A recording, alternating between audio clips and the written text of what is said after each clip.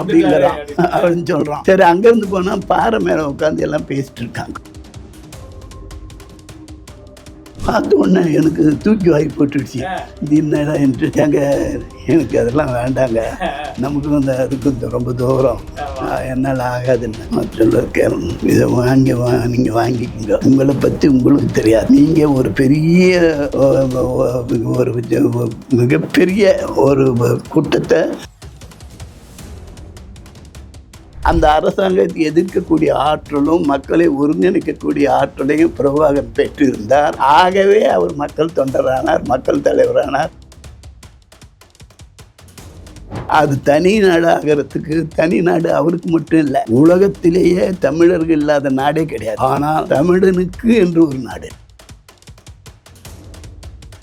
என்ன எதிர்பார்த்தீங்கன்னா, இல்லை இந்த மாதிரி பணம் வேணும் அப்படிங்கிறார். எவ்வளோ வேணும்ன்றாரு. அவர் எப்படி சொல்கிறது எதுன்னு அவர் முஞ்ச பார்க்க, அவருக்கு கொஞ்சம் பார்க்க 2-3 பேருமா அப்படி பார்க்குறாங்க. சரி, பணமாக வேணுமா ஆயுதமாக வேணும்? இல்லை கல்யாணம் நீங்களே அது என்ன ஆச்சுன்னு கேட்குறேன். நானும் அப்படின்னாரு. இல்லைங்க, நீங்கள் இல்லை, அதனால கல்யாணம் நடக்கலன்னு.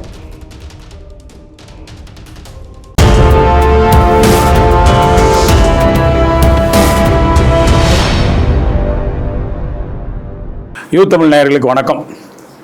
3 முறை சட்டமன்ற உறுப்பினராக இருந்து எம்ஜிஆரின் அன்பையும் ஆதரவையும் கடைசி வரை பெற்றிருந்த ஒரு முக்கியமான அவருடைய நெருக்கமாக இருந்த நண்பர் அப்படின்னு சொல்லலாம். அவருடைய எல்லா பேச்சுக்களையும் எல்லா உரிமையோடு பேசக்கூடிய ஒரு நபராக எம்ஜிஆரிடம் கடைசி வரை இருந்தவர் அப்படின்னா ஐயா சமரசம் ஐயா அவர்கள். ஐயா வணக்கம். ஐயா, உங்களோட இது வந்து நிறைய கேள்விப்பட்டிருக்கோம். ஆனால் அதெல்லாம் நீங்களே சொன்னீங்கன்னா இன்னும் கொஞ்சம் நல்லா இருக்கும். உங்ககிட்ட என்னன்னா, உங்களுக்கு துப்பாக்கி வாங்கி கொடுத்தாராமே எம்ஜிஆர், அது அவர் பணம் போட்டு அவரே வாங்கி கொடுத்தாராமே, அது என்ன இது, எங்கே போய் வாங்கினீங்க? அதாவது முதல்ல நான் அவருக்கு வந்து கடைசி தொண்டன், புரட்சி தலைவர் எம்ஜிஆருடைய கடைசி தொண்டன்.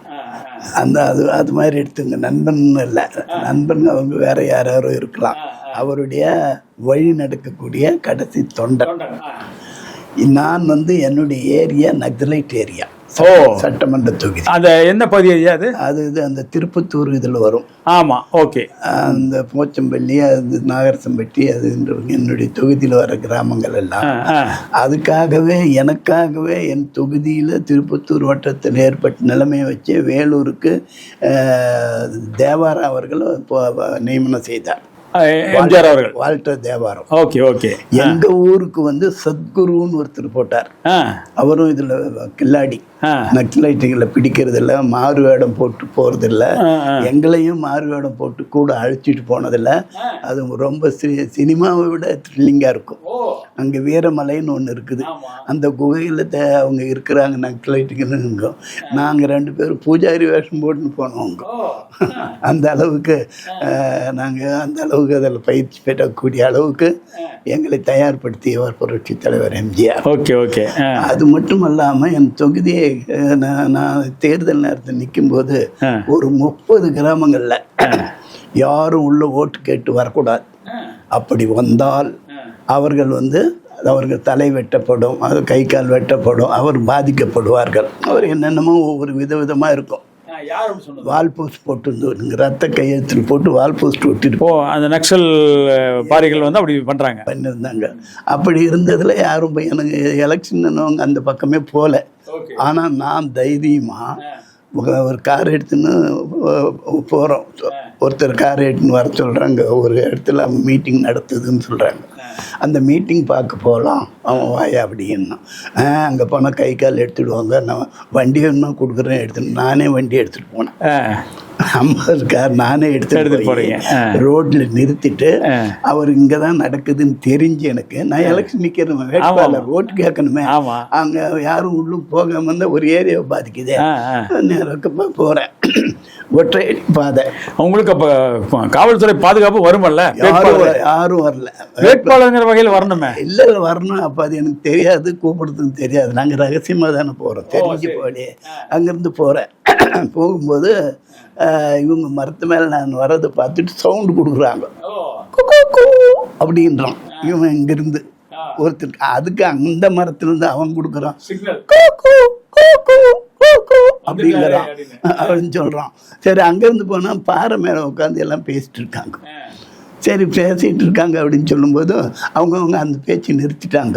நிறுத்திட்டு சிலர் வெளியே போயிட்டாங்க, சிலர் மட்டும் அங்கே இருந்தாங்க.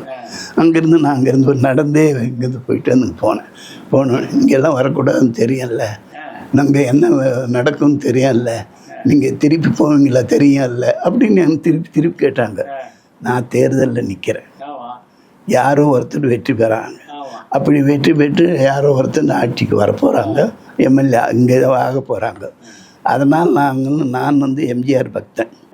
நீங்கள் என்ன சொல்கிறீங்க அதே தான் நாங்களும் சொல்கிறோம். உங்களோட ரூட்டு தான் வேறையே தவிர முடிவு ஒன்றே, நீங்கள் வறுமை கோட்டு கீழே இருக்கிறவன்னு காப்பாற்றணுன்றீங்க. நாங்கள் அதே நினைக்கிறோம். நீங்கள் கொலை கொள்ளை அது இதெல்லாம் தடுக்கணுன்றீங்க, நாங்களும் அதே சொல்கிறோம். நீங்கள் நாட்டில் முதலாளிகளுடைய சுரண்டல் கூடாது, தொழிலாளி பாதிக்கப்படக்கூடாதுன்னு நாங்கள் அதான் சொல்கிறோம். ஆனால் அங்கே ரூட் வேறு, செய்முறை வேறு, அது எப்படி எடுத்துக்கிறது செய்யலான்றது வேறு. ஏன்னா அங்கே எங்கள் தலைவரை சொல்ல சட்டபூர்வமாக மனசாட்சிப்படி என்னென்ன செய்யணுமோ அதை செய்யணும்னு விரும்புகிறோம். ஆகையினால எலெக்ஷன்னா யாரோ ஜெயிக்கிறோம், நீங்கள் ஓட்டு போட்டாலையும் போடலனாலையும் நீங்கள் அந்த ஓட்டு எனக்கே போடணும். இந்த 5 வருஷத்தில் என்னுடைய நிலைமை பார்த்து அடுத்து உங்ககிட்ட வரேன்னா நல்லா செஞ்சால் வாங்கன்னு கூப்பிடுங்க, செய்யலைன்னு அங்கேயே என்னை வெட்டி தள்ளுங்க, பற்றி எனக்கு கவலை இல்லை அப்படின்னு. அதெல்லாம் நீங்கள் வந்து அடுத்து நீங்கள் ஜெயிச்சு நாங்கள் வெட்டி தள்ளுறது ஆகிறதுக்கு காரியமா அப்படின்னாங்க. எம்ஜிஆர் பக்தன் நான், சொன்னதை செய்வேன், செய்யறது சொல்லுவேன், அது மனதில் பதிவு வச்சுங்க. எனக்கு எந்த இது இப்போ நீங்கள் எங்கே என்னை வெட்டியே போட்டிங்கன்னா அங்கேயே செலவாக போகிறேன். நான் ஒரு கடவுளாயிரம் எல்லோரும் வந்து கும்பிட்டு போவாங்க, இது பண்ணுவாங்க. அந்த இது பேச்சு வேண்டாம். எலெக்ஷனில் நிற்கிறோம், எங்களுக்கு ஆதரவு கொடுங்கன்னு கேட்குறோம். நீங்கள் என்ன கோரிக்கை வைக்கிறீங்களோ அதில் உள்ள சட்டபூர்வமாக நியாயமாக எது செய்யணும்னு இருக்குது அதை எங்கள் தலைவர் செய்வார். அந்த நம்பிக்கையில் தான் நான் வேட்பாளராக நிற்கிறேன். அது மக்கள் தொண்டனாக இருக்கிறேன்ட்டு. அதனால் நீங்கள் வந்து உங்களுக்கு எதிர்பார்ப்பு எம்ஜிஆர் நிறைவேற்றுவார், அதுக்கு நான் துணையாக இருப்பேன் அப்படின்னு. சரி, அதை அன்றைக்கி பார்த்துக்கலாம், போங்க, நீங்கள் இங்கெல்லாம் வரக்கூடாது அப்படி இப்படின்னா. இல்லை, நான் வருவேன் அப்படின்னு சொல்லிட்டு 2 பேர் வாதம் எனக்கு அந்த கூட்டத்துக்கு நடந்துட்டு வந்துட்டோம். 90% ஓட்டு அந்த இடங்கள்ல எனக்கு வந்துச்சு. அப்போ நக்சலோட ஆதரவோட ஓட்டெல்லாம் விழுந்திருக்கு.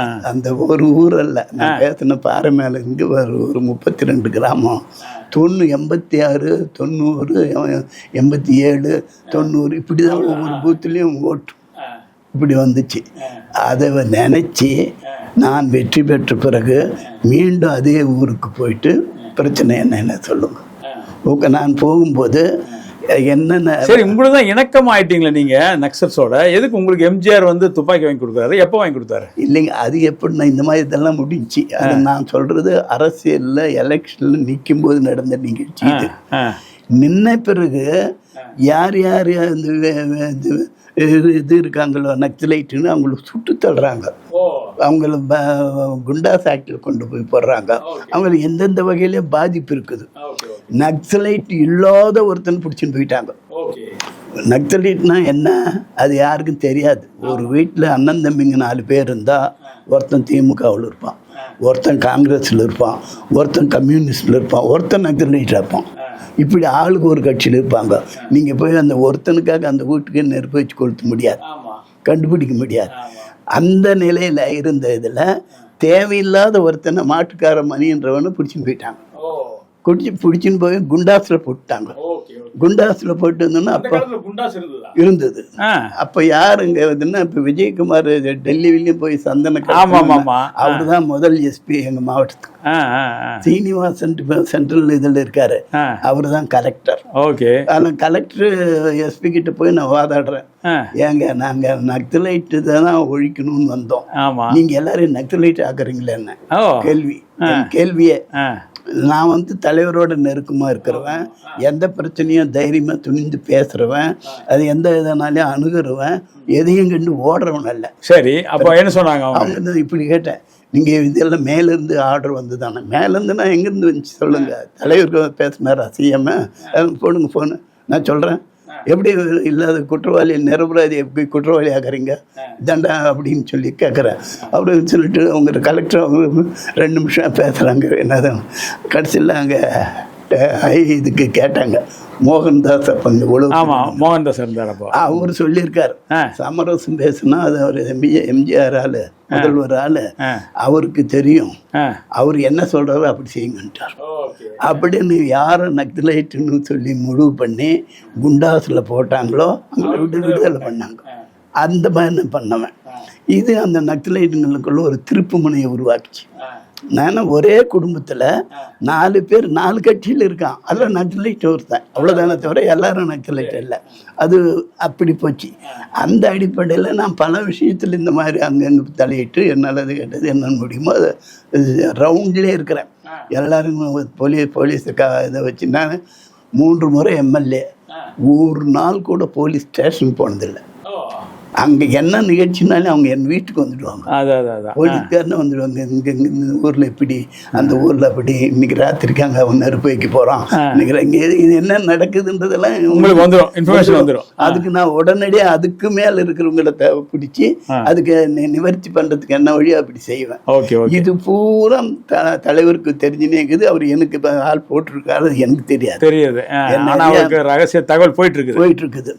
அதுக்கப்புறம் இதெல்லாம் போன காரணத்தினால பார்த்துட்டு நான் ஃபாரினுக்கு போகிறதுக்கு எம்எல்ஏக்கள் குழு அனுப்புகிறார். அப்படி அனுப்பும்போது என்னை தோட்டத்துக்கு கூப்பிட்டு கையில் 1 லட்சம் ரூபா கொடுத்தாரு. சரி, அது நம்ம எளிமை இல்லாமல் அதுக்கு உதவுறாருன்ட்டு வாங்கி வச்சுக்கினேன். அப்புறம் ஒரு சீட்டு கொடுக்குறாரு. என்னன்னு பார்த்தா அது ஒரு கடை நம்பர் பேர் இருக்குது. இது என்னென்ன, இந்த இடத்துல போய் துப்பாக்கி வாங்கிக்கணும்.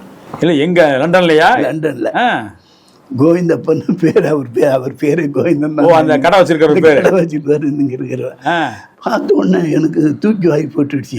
இது என்னடா என்று எனக்கு அதெல்லாம் வேண்டாங்க, நமக்கு வந்து அதுக்கு ரொம்ப தூரம், என்னால் ஆகாதுன்னு சொல்ல கேட்கணும். இதை நீங்கள் வாங்கிக்கோங்க, உங்களை பற்றி உங்களுக்கு தெரியாது, நீங்கள் ஒரு பெரிய ஒரு மிகப்பெரிய ஒரு கூட்டத்தை சைலண்ட் பண்ணுறீங்க, இல்லாமல் பண்ணுறீங்க. அது அவங்களுக்கு எவ்வளோ எரிச்சல் உண்டாக்கும். அதில் ஒருத்தன் தப்பிதுன்னா கூட உங்களுக்கு அவங்க காலி பண்ணிவிடுவோம். ஒருத்தன் இருந்தான்னா கூட போதும், எல்லாரும் நீங்கள் பழைய அந்த பாதுகாப்புக்காக உங்களுக்கு ஒரு இது கொடுத்து, நீங்கள் தற்காப்புக்காக நீங்கள் யாரையும் போய் சுடணும்னு இல்லை, உங்ககிட்ட இருக்குதுன்னு தெரிஞ்சாவே அவன் உஷாராக இதாக இருப்பான். அவன் நம்மளை காலி பண்ணிவிடுவான்ற எண்ணம் அவனுக்கு வரும். அதை வச்சுட்டு தெரிஞ்சுக்குங்க அப்படின்னு சொல்லிட்டு வாங்கிட்டு வர சொன்னார். நான் அந்த கடையில் போய் சொன்ன கொடுத்து அவர் கேட்குறாரு, யார் எம்ஜிஆர் அனுப்பிச்சாரான்னு.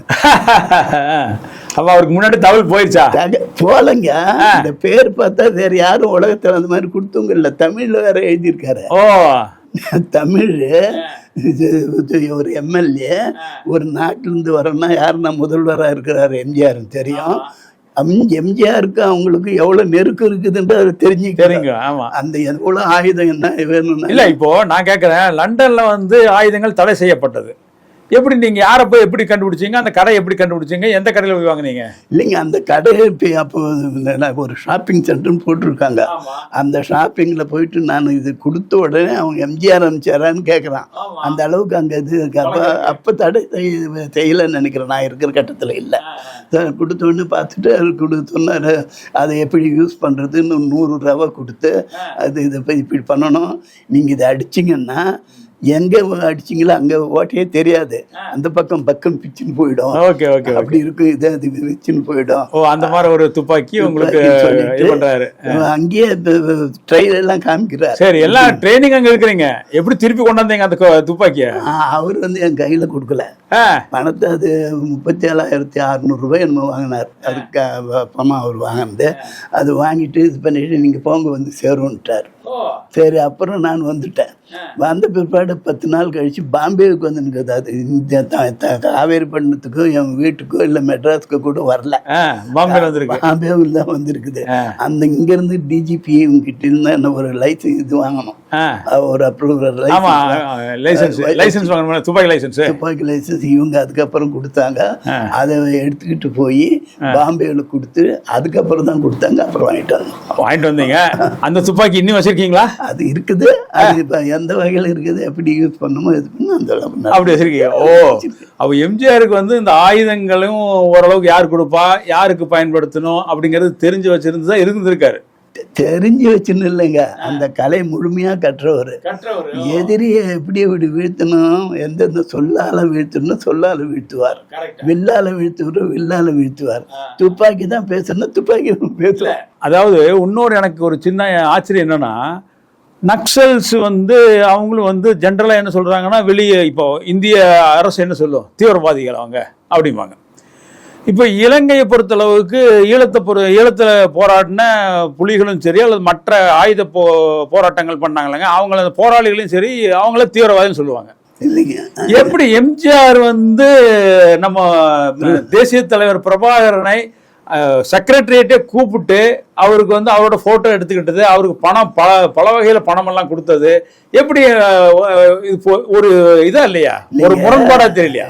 நீங்க ஒருத்தர் சம்பாதிச்சு வச்சிருக்கிறத கொள்ளையடித்து அது வேற ஏதோ அவன் வியாபாரம் பண்ணிக்கிறதோ அவனை சேர்த்துக்கிறதோ அது பண்ணா அது வேற விஷயம். ஒரு நாட்டுக்காக மாற்றி செய்யறதுன்றது வேற.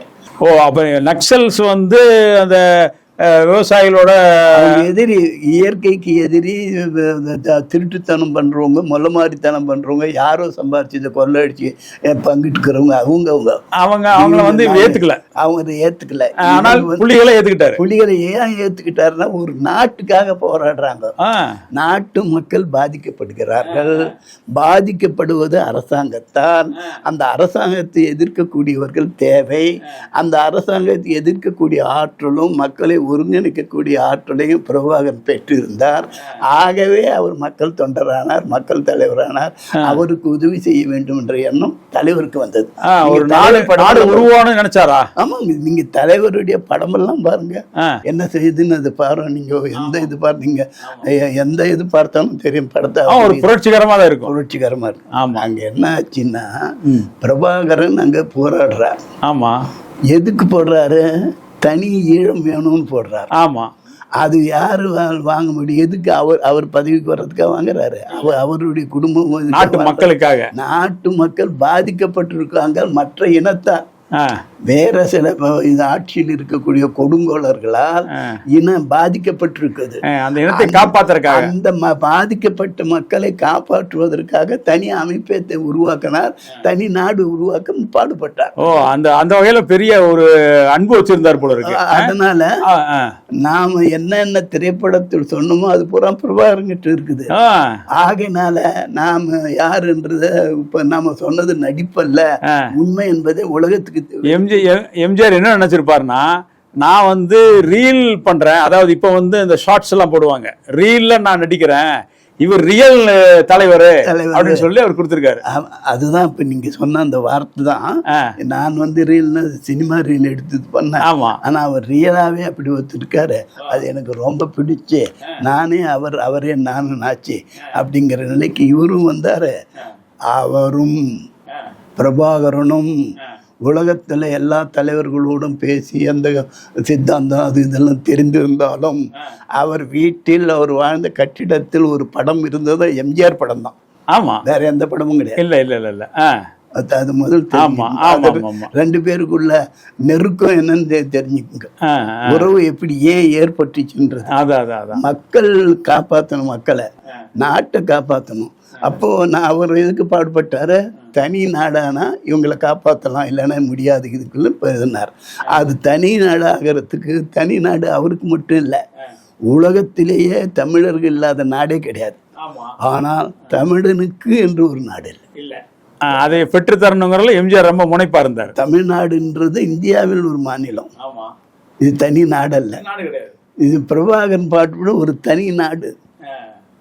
இலங்கையில் இலங்கை ஒரு தனி வெள்ளைக்காரங்காலத்தில் வெளியே 200 ஆண்டு காலம் அடிமைப்பட்டிருந்த போது இந்தியா என்பது ஒரு மாநிலம்னா இலங்கைன்றது ஒரு மாவட்டம். ஆமாம், அவ்வளவு இருந்தது. நீங்க பழைய வரலாறு படிச்சு பார்த்தா எப்படியாச்சும் ஒரு நாடு உருவாகணும், தமிழனுக்கு ஒரு நாடு உருவாகுங்கிறது எம்ஜிஆர் பெரிய அக்கறைப்பட்டார். நீங்க ஒரு முறை செக்ரட்டரியேட்ல எம்ஜிஆரோட பேசி கொண்டு இருக்கும் பொழுது தேசிய தலைவர் பிரபாகரன் அவர்கள் நேரில் வந்ததா ஒரு கேள்விப்பட்டிருக்கேன். அதை பத்தி சொல்லுங்களேன். அதாவது நானும் தலைவரும் வேறு சில நண்பர்களும் செக்ரட்டரியேட்டில் பேசிட்டு இருக்கிறோம். அது பிச்சாண்டி இருக்கிறாரு, பரமசிவம் இருக்கிறாரு, இவங்கெல்லாம் செக்ரட்டரி சேர்ந்துங்க. அங்கே பொது விஷயம் பேசிட்டு இருப்போம். அன்றைக்கு பிரபாகரனை வர சொல்லியிருக்கிறார், அவரும் வரணும்னு சொல்லியிருக்கிறார். அவர் வேற கலைஞர் அதுக்கு முன்னாடி பார்த்துருக்கிறார். இந்த நிலையில உங்களை பார்க்கறதுக்கு பிரபாகரன் வரார், அதுக்கு வேண்டிய ஏற்பாடுகளை செய்கிறேன் அப்படின்னு ஒரு சினிமா பட இயக்குனர் டைரக்டர் சொல்லியிருக்கார். அவர் இப்பவும் இருக்கார், சொல்லியிருக்கிறார். சரின்னு அந்த வர சொல்லுங்க பார்த்துறேன் அப்படிங்கிறார். பிரபாகரனுக்கு நல்ல நம்பிக்கை இல்லை. இவர்கிட்ட போய் நான் ஒரு தலைவர் பார்க்க வந்தார், தமிழர் தலைவர் நான் தான், தமிழன் நான் தான் அப்படின்றதெல்லாம் தமிழை எந்தெந்த வகையில் விற்பனைக்கு வச்சிருந்தாரோ அப்படிப்பட்ட கலைஞரை போய் பார்த்தாங்க. அவர் இவ்வளோ உயரம் புத்தகம் எழுதுந்து கொடுத்து வேற இதெல்லாம் கொடுத்து புக்கு கொடுத்து தட்சணை வெத்தல் பார்க்க அதில் மொய் வைக்கிறதுக்கு 5-10 வைக்கிற மாதிரி ஒரு அமௌண்ட் இது கொடுத்து எடுத்துகிட்டு போகன்ட்டார். இது எதுக்குடா நாம் வந்தோம் ஆகிப்போச்சு. ஒரு தமிழர் தலைவன் வந்தோம், அதான் தமிழனுக்கு தனி நாடு வேணும்னு போராடும். ஆமா, அது அவரும் விரும்புறாரு. அந்த போராட்டத்துக்கு என்ன நீங்க உதவி பண்ணீங்கன்னா புக்கை கொடுத்து அனுப்பிட்டாரு. அவருக்கு ஒரே சங்கடமா போச்சு. அவருக்கு அப்படியே அதுலயே மனம் உடைஞ்சு போச்சு. அப்படி ஆனந்து உடைஞ்சுதான் அவர் அமைதியாக இருந்துட்டாரு. அப்புறம் நம்ம எம்ஜிஆரை பார்க்க போகலான்னு கூட இருந்த சிலர் எல்லாம் சொன்னாங்க. அப்படியெல்லாம் சொல்லும்போது இவரை பார்த்தோம், தமிழர் தலைவரை பார்த்தோம், தலைவர் இந்த கதியில் இருக்குது, அவர் நடிகர், அவரை போய் பார்த்து என்ன ஆக போகுது, சரி நீங்கள் போப்பா எங்கேயாருன்னா போய் வாங்கப்பா அப்படிங்கிறார். நான் வரல அப்படிங்கிறார். அதெல்லாம் சரியில்லை, நீங்கள் தான் வரணும், அவர் முதல்வராக இருக்கிறாரு, முதல்வரை பார்க்கலாம் வாங்க அப்படின்னு கூப்பிட்ருக்காங்க. சரி வேண்டாம் வெறுப்பா இவங்க எல்லாம் சொல்கிறாங்க, எதுக்கும் போயிட்டு வந்துட்டோம், அதுன்னு அப்படி ஒரு அவஸ்தை நமக்கு, அப்படி ஒரு அவப்பெயர் வேணாம், பார்த்துடுவோம் அப்படின்னு சொல்லிட்டு வந்துட்டாங்க. அப்படியே கூப்பிட்டு வந்தவர் யாருன்னா ஒரு டைரக்டர், சினிமா டைரக்டர். அதுக்கு முன்னாடி நாங்கள் பேசினது பொதுவாக பேசிட்டு இருக்கிறவங்க வர்றாங்கன்னு அவர் சொல்கிறார், வந்துட்டாங்க, தகவல் வந்துடுச்சு. சொன்ன உடனே சரி நாம் அங்கே இருக்கிறது சரியா, நாம் வெளியேறிடலாம் அப்படின்னு சொல்லி நான் அங்கேருந்து வெளியேறி அந்த இடத்துல எம்ஜிஆர் இருக்காரு, நீங்க கிட்ட பேசிட்டு இருக்கோம். சரி நான் உடனே தெரிஞ்சுதான் அந்த தகவல் வந்த உடனே சொன்னோம், அது எங்க காதுல விழுது. அப்படிதான் அவர் சொல்றாரு, ஒன்றும் ரகசியமா சொல்லலை, அது வந்துட்டேன் அப்படின்னு. நான் சரி நம்ம இனிமேல் இங்க இருக்கக்கூடாதுன்னு கிளம்பிடலான்ட்டு முடிவு பண்ணிட்டேன். அப்படி கிளம்பி அந்த கடைசியில் போகும்போது நீங்க இப்போ இந்த ஸ்டூல் போட்டு இங்க இப்படி உட்காருவாங்க இல்லைங்களா, அப்படி அங்கே இருப்பாங்க. அங்கே போனேன், பரமசிவன் தோலை பிடிச்சி ஒரு அழுத்த வைக்கணும். அவருடைய செக்ரட்டரி என்ன தலைவர் சொன்னா போங்க, செய்ய பண்றாரான்னு பாருங்க, இல்லைன்னா அமைதியா இருங்க அப்படின்ட்டார். நான் பேசாம உட்காந்துட்டேன். இவங்க படவன்னு வந்துட்டாங்க. சரி எல்லாம் உட்காந்து நான் அந்த மூலையில் இருக்கிறேன். இவங்களுக்கு அவர் தலைவர் எனக்கு ஒன்றும் சொல்லலை, அவர் இப்படி பார்த்துட்டாரு, அது பார்க்காத மாதிரி அது இருக்கிறார், பேசுறார்.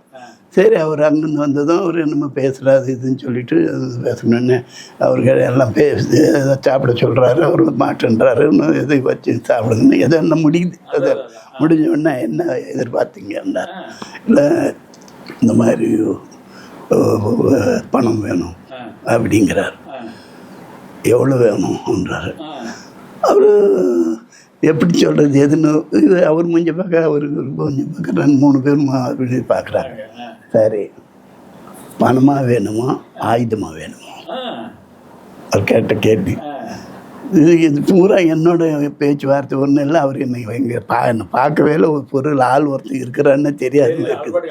அங்கே அவர்கிட்ட பேசல, அந்த காதில் செய்தி மட்டும் வாங்கிட்டு இருக்கிறோம். அப்படி அமைதியாக கேட்டுக்கிட்டு இருக்கேன். சரின்னு இருக்கும்போது அவங்க சொன்ன உடனே பிரபாகரனுக்கு ஒரு மாதிரி ஆகிப்போச்சு. பணம் வேணுமா ஆயுதம் வேணுமான்றாருன்னா எப்படி நமக்கு இதுன்னு?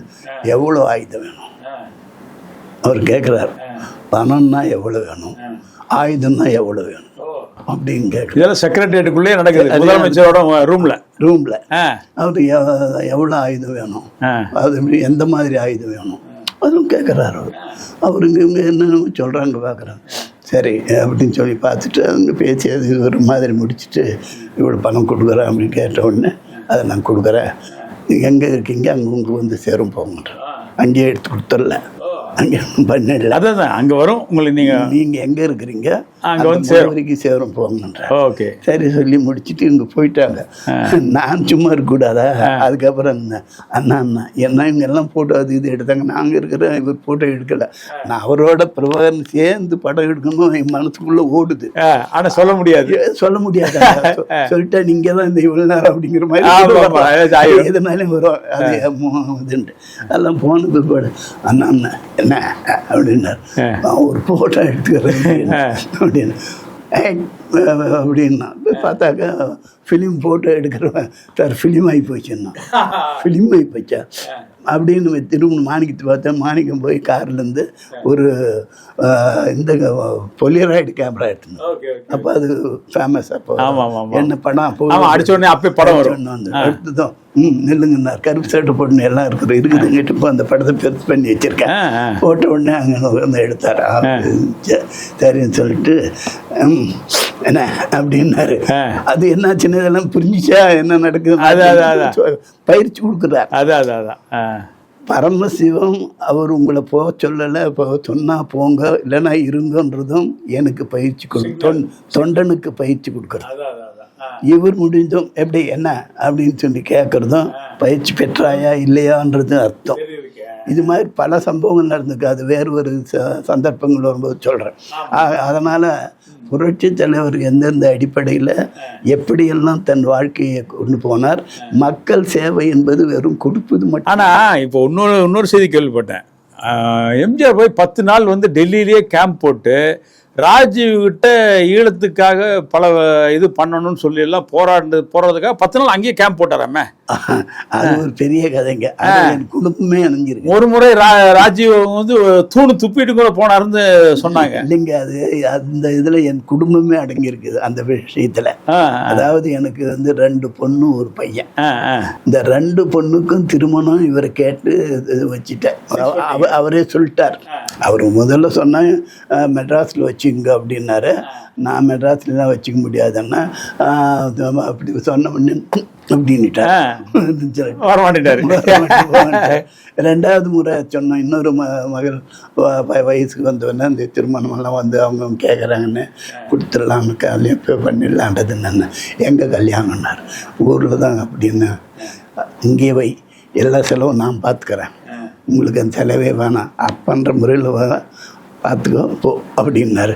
அது நான் இல்லை, உங்களுக்கு உலகமெல்லாம் குழந்தைங்க, இது நான் பெற்ற குழந்தை, அதனால் ஏற்படக்கூடிய கடனும் சுகமும் துக்கமும் என்ன சரி நான் பார்த்துக்கிறேன், உங்கள் பைசா ஒரு பைசா தேவையில்லை, நீங்கள் காலடி இங்கே வைக்கணும். என் குடும்ப நிகழ்ச்சிக்காக காலடி வைப்பதன் மூலமாக என் தொகுதிக்கு நீங்கள் வரீங்க. இந்த 3 முறை தொகுதி எலெக்ஷன் நடந்தும் நீங்கள் என்ன ஓட்டு கேட்டுக்காக வரல. இப்போ வர்றீங்க, என் மக்களுக்கு உங்களுக்கு தரிசனத்தை கிடைச்சிச்சு, அதுக்கு நான் மத்தியில் காரணமாக இருந்தேன்னா எனக்கு அது போதும் சரி அப்படின்னு சொன்னேன். சொல்லிட்டு ஒன்றுமே பேசல, போயிட்டோம். ஒரு ஃபாரின் போயிட்டு உடல்நலம் சரியில்லாமல் பாதிக்கப்பட்டு பேச முடியாத நிலைமை ஏற்பட்டு வந்து வர்றாரு. அவர் அங்கேயே நான் வந்து இந்த டெல்லி நிகழ்ச்சி கேட்டேன், டெல்லியில் தான் சொல்கிறேங்க, அதுதான் வரேன். இங்கே வந்த உடனே அப்போ அறிமுகப்படுத்துகிறாங்க, ராஜாராம் தான் அறிமுகப்படுத்துறாங்க. மெட்ராஸ்லயா? சென்னையில் அவர் வீட்டில் அறிமுகப்படுத்துகிற எம்எல்ஏக்கள் வந்து ஜெயிச்சுங்க எல்லாம். அப்போ என் பேர் வந்து சமரசன் அப்படின்னு.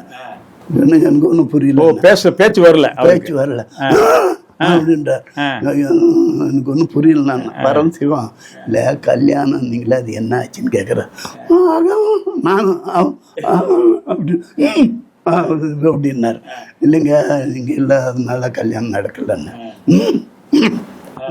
செய்யுங்க அப்படின்னா சரி ஒன்று தேதி கேட்டு வச்சுருந்தோம். அந்த கல்யாணத்துக்கு தேதி கொடுத்த பிறகு நடக்கும் காலத்தில் பிரபாகரனுக்கும் ராஜீவ்காந்திக்கும் எம்ஜிஆருக்கும் ஒரு பெரிய ஒருத்தருக்கு ஒருத்தர் மனக்கசப்பு ஏற்பட்டு கொண்டே இருக்கிறது. ராஜீவ்காந்தி எவ்வளோ நல்ல முறையில் இவரோடு அணுகி வந்தாரோ செஞ்சாரோ நேர் எதிராக மாறிட்டார். இந்த இலங்கை பிரச்சனை வந்து வரும்போது அப்படி வரும்பொழுது அதை சரிப்படுத்துவதற்காக இவர் வந்து சென்னையில் இருந்து டெல்லி போய் அங்கேயே தங்கிட்டார் 10 நாள். பத்திரிக்கை கல்யாண பத்திரிக்கை எடுத்துன்னு போனால் அவர் இல்லாததுனால அவர் நான் கூட இல்லை. எனக்கு பத்திரிக்கை அடிச்சு கொடுத்துருவ ஜேபிஆர். முத தலைவர் மட்டுமே இருக்குது போட்டு ஒரு படம் போட்டு அவர் தான் அந்த அந்த படத்தை போட்டுவார். அது எம்ஜிஆர் பார்த்து இது எப்படி உனக்கு கிடைச்சின்னாரு, அப்படி இப்படி இப்படின்னு இருப்பார். அவர் ஜேபிஆர் நாங்கள் எடுத்துடுவோமல்ல நீங்கள் எப்படி இருந்தார் அவர்.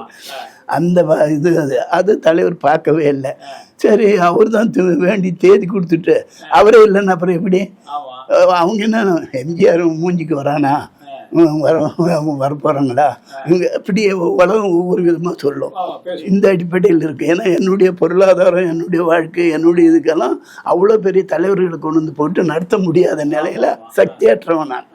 அது உலக அறிஞ்ச விஷயம். ஆனால் எம்ஜிஆர் எனக்காக வருகிறார், அந்த சக்தியை அவர் தருகிறார். அதான் அங்கே இருக்கிற மெயின் விஷயம். சரி உடனே இவர் ஒன்றும் என்ன சொல்லியும் வேலைக்கு உதவலை. இவர் அங்கேயே இருக்கார். நான் தினந்தோறும் வந்து கோட்டைக்கு வந்து நடக்கிறேன், இவங்க கொடுத்துட்டு பேசுகிறேன். இவர் அங்கேருந்து அவர் சொல்கிறார், திருமணம் 11ஆம் தேதி சமரசத்து நான் கண்டிப்பாக வருவேன், அவனுக்கு சொல்லுங்கள், அவருக்கு சொல்லுங்கள், தைரியம் சொல்லுங்கள், நான் கண்டிப்பாக வரேன்னு சொல்லுங்கள் அப்படின்றார்.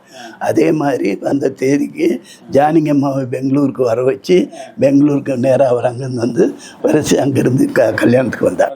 அவர் வந்துட்டார். அந்த அது அது அது நடந்த கதை வேற. அந்த அளவுக்கு ஒரு பெரிய இது புரட்சி தலைவர் எம்ஜிஆர் செஞ்சார்.